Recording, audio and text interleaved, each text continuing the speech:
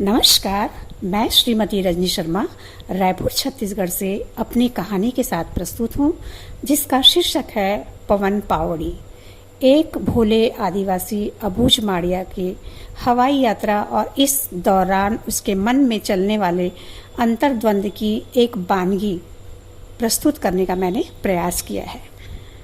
साफे पगड़ी को उसने अपने सिर पर पवन ने बांध लिया। उस पर जंगली कौवे के पंखों को भी खोचा, अपनी कौड़ी माला को भी ठीक किया। भुजाओं की मछलियां फड़कने लगी।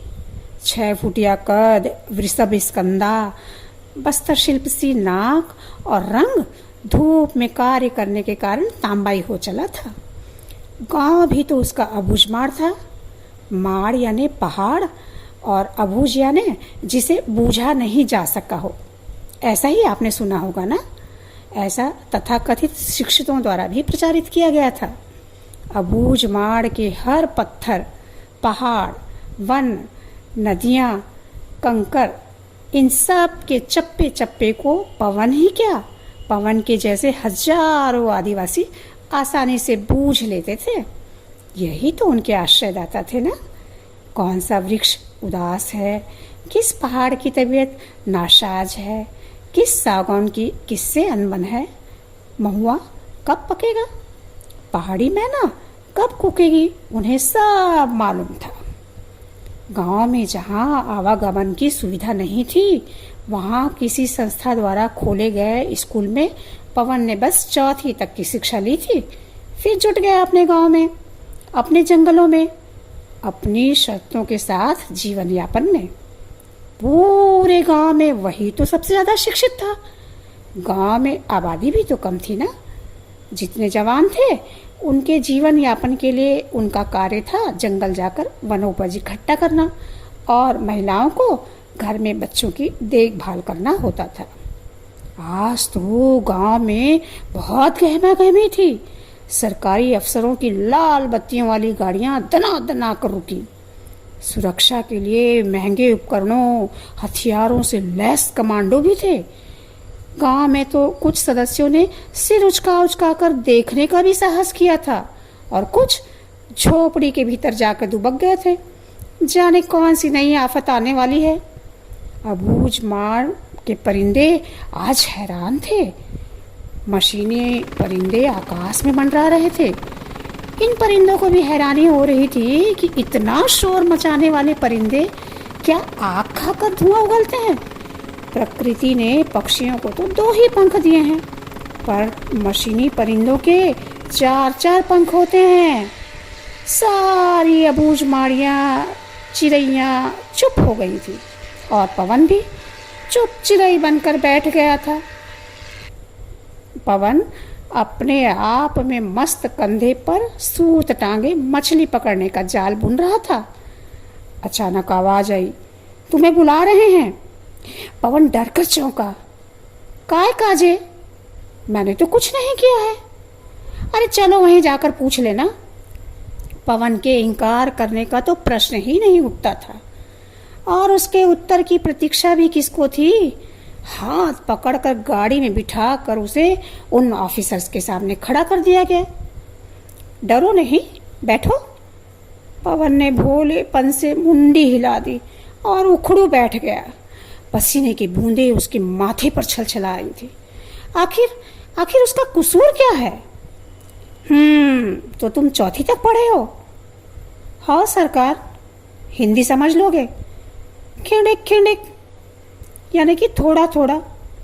ऑफिसर ने कहा, बस्तर से हवाई यात्रा शुरू होने वाली है, तुम्हें मालूम है ना। पवन ने अनभिज्ञता से अपना सिर नहीं वाली मुद्रा में हिला दिया। इस बीच वह अपनी टांगों को धोती से ढकने का भी प्रयास करने लगा। हाँ, तो पहली उड़ान के यात्री के लिए तुम्हारा चयन हुआ है। यह सुनते ही पवन का कलेजा धड़ धड़ करने लगा। कई बार उसने आसमान में बड़े परिंदे जैसी चीज जो पीछे सफेद धुआं छोड़ती है ना, उसको उड़ते देखा था। उसने ही क्या, पूरे गांव ने ही ऐसी घटना को सिर टांग कर देखा था। आज तक तो वह मोटेल यानी कि फटफटी मोटरसाइकिल में नहीं बैठा था। उसने बहुत संकोच से उत्तर दिया, मैं नहीं जाऊं कि सके सरकार, मैं नहीं जा सकता सरकार। चुप, तुमसे कौन पूछ रहा है? 2 दिन बाद तुम तैयार रहना, गाड़ी आएगी तुम्हें लेने और वापस तुम्हें अबूझमाड़ भी छोड़ देगी। बस्तर से रायपुर और हैदराबाद के लिए विमान सेवा जो शुरू हो रही थी। पवन बोलने लगा, आया गो। पवन ने पूरी रात अपने आंखों में काटी। उसके पास ढंग के कपड़े भी नहीं थे, बस एक कमीज सालों पुरानी और वही देहाती लुंगी। रास्ते में भूख प्यास लगेगी तो फिर क्या होगा? उसने सुबह उठकर एकमात्र गैर ढंग की पनही स्थानीय चंपल को पोंछा और तुमाइया ने लौकी को सुखाकर बनाया गया पात्र, उसमें पेज भरा, हाथ में सुरते की डिबिया। बस यही साज सज्जा थे उसके।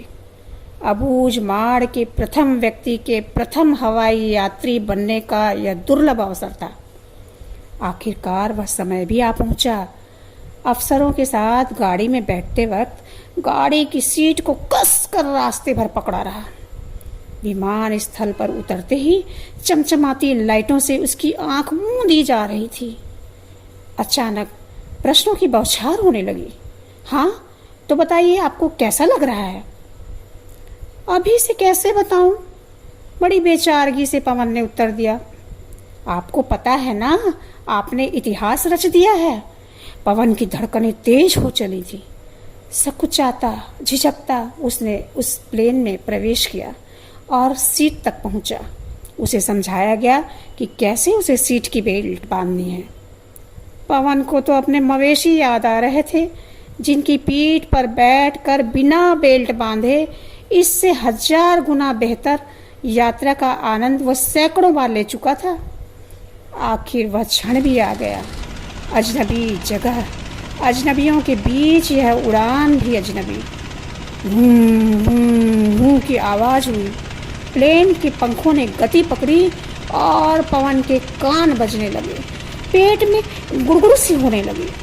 हे आंगादेव, झटके मुझे वापस उतार दो, जल्दी मुझे वापस उतार दो। गले में पुष्पहार पहने पवन मन ही मन में अपने इष्ट आराध्य का जाप करने लगा। 1000 बार माफी मांगने लगा कि सही सलामत उसे अपने अबूझमाड़ पहुंचा दे।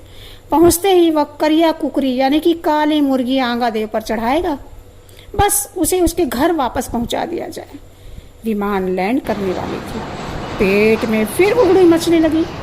विमानतल पर सैकड़ों फोटोग्राफरों की भीड़ ने उसे घेर लिया। कैसा लगा आपको? खिसियाते हुए पवन ने कहा, अच्छा। रटे रुटाए संवाद उसको कई बार याद करवाए गए थे कि उसे विमानतल पर जब पत्रकार प्रश्न पूछेंगे तो उसे क्या कहना है। एक ही सांस में वह बोल गया, अपने ही देश में बिना पासपोर्ट के उड़ने का मौका मिला है। बस्तर में तरक्की हो रही है। अचानक व्यंग्यात्मक ठहाकों की आवाज गूंजी। उड़ान में पासपोर्ट की जरूरत नहीं होती है। पवन का माथा घूम रहा था। वापसी के लिए बेचैन। उसे लग रहा था कि वापसी वाली गाड़ी की रफ्तार बढ़ जाए। आखिर वह वापस अपने गृह प्रदेश जगदलपुर पहुंचा। वहां से अबूझमाड़ का रास्ता उसे सदियों से भी लंबा लग रहा था। 25 किलोमीटर पहले ही जाने कहां से उसमें ऊर्जा का संचार हुआ। उसने ऑफिसर के सामने घोषणा की कि मैं यहाँ से अपने आप वापस अकेला अबूझमाड़ चला जाऊंगा, और उत्तर की प्रतीक्षा किए बगैर वह जीप से कूद पड़ा। आज उसके पैरों में मानो पवन पावड़ी लग चुके थे।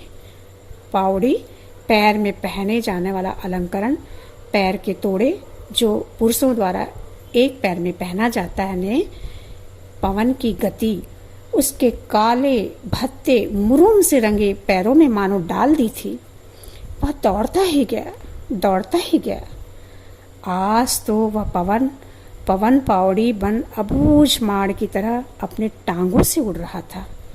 नीचे पवन की गति से दौड़ता अबूझमाड़िया पवन और ठीक ऊपर आसमान में एक विमान।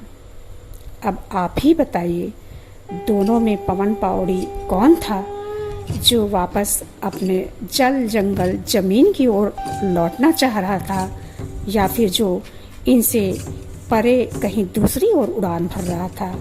निर्णय आपके हाथ में है। धन्यवाद।